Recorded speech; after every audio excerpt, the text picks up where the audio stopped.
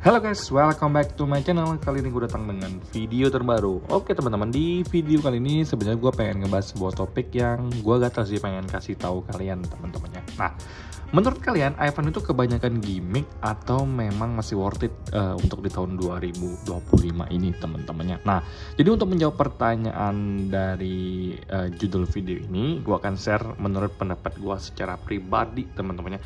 Jadi kita langsung masuk ke video pembahasan kita berikut ini. Let's go.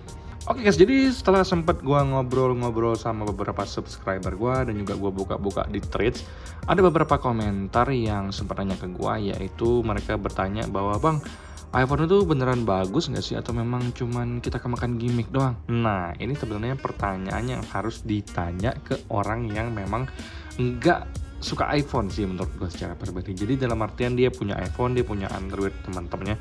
Karena pertanyaan seperti itu kalau ditanyakan ke Apple lovers kayaknya bakal di reject langsung teman-temannya. Nah, kebetulan di sini gue pengen kasih ke kalian jawaban senetral mungkin karena gue memang suka Apple, tapi gue nggak bisa memungkiri bahwa ada beberapa hal yang mengganggu gue secara pribadi tentang inovasi dari iPhone teman-temannya. Nah, jadi yang pertama kita akan mulai dari yang namanya Dynamic Island di sini teman-temannya. Ini ada namanya Dynamic Island guys ya.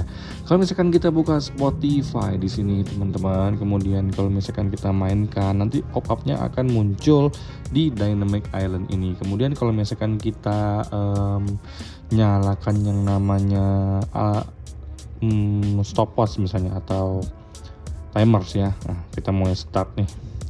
Dan kita keluar. Nah, dia akan muncul di sini teman-temannya. Nah, pas pertama kali keluar di iPhone 14 Pro, Dynamic Island ini seperti sebuah hal yang memang diburu oleh banyak orang. Jadi, kalau kita telusuri lebih jauh, ini gimmick atau inovasi? Nah, kalau bagi gue secara pribadi ini adalah sebuah inovasi yang dihadirkan oleh Apple. Tapi sayangnya bagi gue secara pribadi kagak ada guna sih guys teman-temannya. Jadi menurut gue tanpa ada yang namanya Dynamic Island ini pun penggunaan gue di iPhone itu tetap akan maksimal teman-teman. Jadi kalau kalian tanya ke gue untuk Dynamic Island ini sebuah hal yang bagus atau enggak, menurut gue secara pribadi ya biasa aja sih teman-temannya. Dan kalau kalian nanya ke gue ini inovasi atau gimmick, ya gue biasa bilang ya mungkin hanya gimmick doang sih biar kelihatan ada sebuah inovasi yang ditampilkan teman-temannya. Kalian boleh setuju atau enggak, karena ini murni pendapat gue secara pribadi. Gue bukan Apple lovers yang benar-benar suka 1000% banget dengan Apple, enggak, tapi gue memang ekosistemnya tuh kebanyakan menggunakan produk dari Apple teman-temannya. Jadi kalau menurut gue secara pribadi untuk Dynamic Island ini ya sekedar gimmick doang sih biar kita kelihatan keren aja. Dan kalau ada punch hole seperti ini tuh akan membedakan iPhone. Jadi lagi-lagi sepertinya kita kemakan gengsi teman-temannya. Ini menurut gue secara pribadi teman-temannya. Kalau menurut kalian gimana guys? Oke guys, hal selanjutnya dari port charging yang di iPhone 15 Pro ini sudah menggunakan USB-C teman-temannya. Jadi bukan Lightning lagi seperti iPhone 12 mini gua ini ataupun iPhone 13 yang lagi ngerekam ini teman-temannya. Nah, jadi kesannya itu pas keluar Apple itu menampilkan bahwa kalau untuk USB-C ini itu adalah sebuah inovasi yang dimunculkan teman-temannya. Padahal kalau misalkan gue harus jujur, sebenarnya ini sudah menjadi regulasi ya, karena udah dimulai dari Eropa itu mewajibkan bahwa smartphone itu harus sudah menggunakan USB-C guys ya. Dan kalau nggak salah di iPhone 15 base model USB-C-nya tuh masih 2.0 ya. Kalau untuk di 15 Pro baru itu di 3.0 guys ya. Dan menurut gue secara pribadi sebenarnya ini bukan sebuah inovasi sih, tapi merupakan sebuah kewajiban. Dan gue masih tetap setuju sih kalau misalkan memang poin pertama tadi tentang Dynamic Island itu mungkin gimmick juga, tapi untuk poin kedua nih gue juga masih tetap setuju ya. Mungkin ada sedikit gimmick yang diberikan oleh Apple kepada kita sehingga kita merasa wow inovasinya keren banget. Karena menurut gue ya Android murah-murah yang sebelumnya sebelum iPhone 15 ini rilis itu tuh sudah menggunakan USB-C teman-teman. Jadi itulah kenapa gue bilang ini bukan sebuah inovasi. Kalau misalkan gue harus jujur ke kalian, karena memang di konten ini gue harus ngomong ke kalian secara jujur guys ya. Oke, jadi sekarang kita masuk dari sisi baterai. Sekarang baterai itu di varian Pro sudah ada yang namanya baterai health, tampilannya seperti ini teman-temannya. Ada maximum capacity, ada cycle count-nya, ada manufacture date, dan juga first use-nya teman-temannya.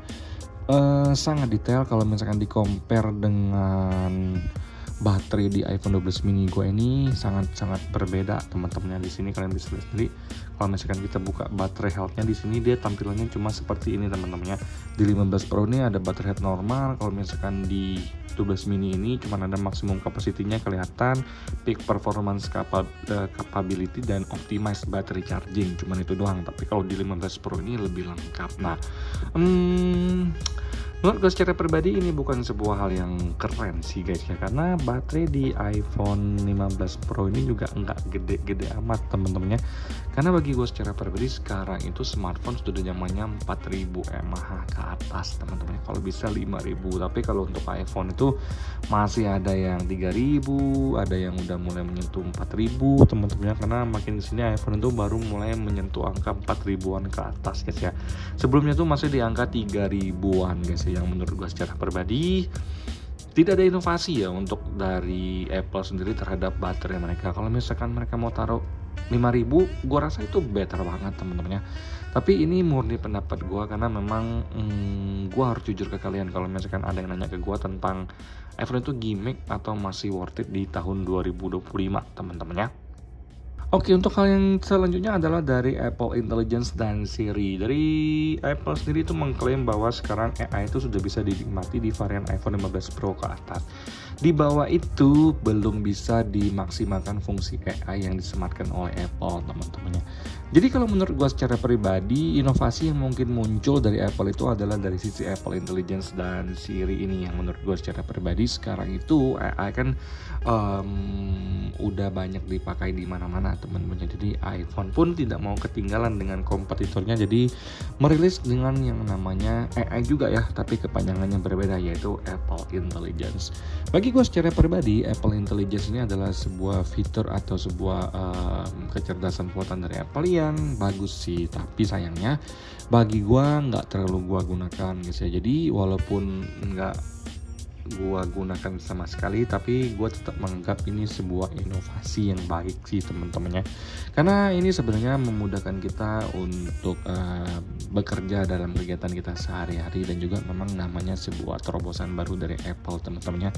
Gue kalau untuk Apple Intelligence ini gue acungi jempol, ini bukan sekedar gimmick ya, walaupun memang kalau untuk kualitasnya mungkin ya enggak atau belum sebagus kompetitornya. Ini menurut gue secara pribadi setelah gue riset ya, untuk hasil dari AI antara iPhone dengan kompetitornya itu sekarang memang AI di iPhone itu agak sedikit tertinggal teman-teman ya. Kalau misalkan kalian ngerasa pendapat gue salah, nggak apa-apa, kalian boleh koreksi di kolom komentar. Tapi menurut gue secara pribadi, orang yang awam ini, Apple Intelligence ini bagus. Dengan kehadirannya ini memang dia memberikan kita sebuah gambaran bahwa teknologi itu memang harus selalu diperbarui teman-temannya. Tapi sayangnya gue tidak cukup tertarik untuk mengikuti perkembangan Apple Intelligence ini. Tapi buat kalian yang tertarik, gue rasa ini adalah sebuah fitur yang sangat-sangat bagus. Jadi kalau untuk AI ini bagi gue nggak sekedar gimmick teman-teman ya. Oke, selanjutnya ada yang namanya action button di sini teman-teman. Jadi nggak ada lagi yang namanya tombol silent.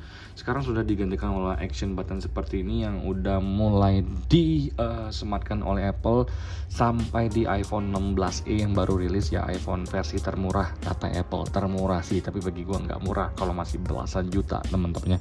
Kalau untuk action button ini sebenarnya fungsinya tuh bisa di custom, tapi sayangnya menurut gua secara pribadi ya teman-temannya, action button ini gua lebih suka hanya untuk menggunakan pas saat gua mau silent doang sih teman-temannya. Sisanya bagi gua nggak terlalu berguna. Jadi walaupun menurut gua nggak terlalu berguna, tapi gua anggap ini sebuah inovasi yang dihadirkan oleh Apple teman-teman ya. Nah, dari beberapa hal yang sudah gua sebutkan ke kalian ini teman-teman, untuk menjawab pertanyaan kalian, iPhone itu gimmick atau memang masih worth it di 2025, gua memang harus menjawab ke kalian, sebenarnya iPhone itu masih worth it kok di tahun 2025, terlepas dari gimmicknya yang diberikan teman-temannya.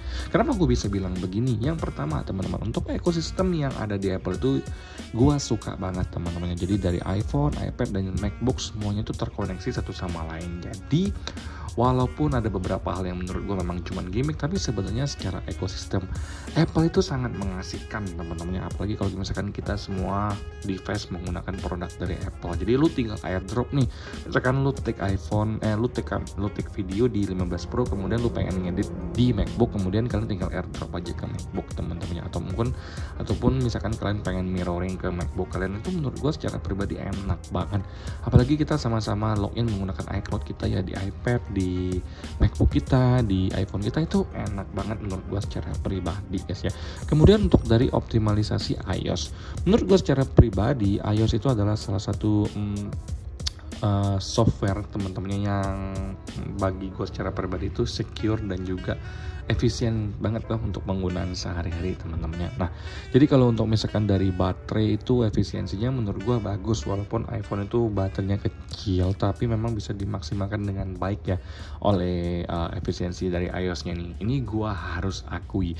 Kemudian untuk dari sisi kamera teman-temannya, jadi kamera ini menurut gue secara pribadi ya, yang paling gue suka itu dari sisi video, stabil dan jernih banget teman-temannya. Mau kalian compare dengan kompetitor yang juga punya brand yang kelasnya flagship, gue juga nggak minder sama sekali.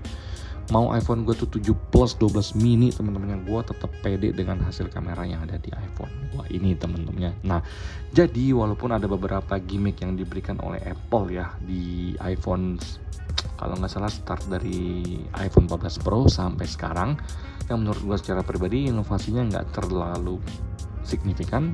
Di iPhone 16 juga dia paling ada action buttonnya di sini, yang menurut gue secara pribadi ya nggak terlalu ngefek juga buat gue ya. Pas kita mengatur kamera mau di zoom atau enggak, itu menurut gue bagus. Tapi kalau nggak ada juga nggak apa-apa, santai aja teman-temannya. Tapi gue tetap menganggap iPhone itu masih sangat worth it untuk sekarang dan mungkin kedepannya teman-temannya, karena dari beberapa hal yang gue sebutkan di atas, yang paling gue suka itu adalah dari sisi ekosistemnya guys ya. Karena gue tuh udah terbiasa banget dengan ekosistem dari Apple, kemudian gue ngerasa secure banget nih kalau misalkan menggunakan Apple teman-temannya. Jadi ini murni pendapat gue secara pribadi. Buat kalian yang nggak setuju nggak apa-apa, karena kita di sini saling diskusi aja, dan di sini gue pengen sharing dari experience gue secara pribadi. Jadi untuk menjawab pertanyaan kalian, iPhone itu gimmick? Yes, tapi masih worth it kok di tahun 2025 dan ke depannya teman-temannya. Sampai jumpa di video selanjutnya. Semoga kalian semua dalam keadaan sehat. Bye bye guys.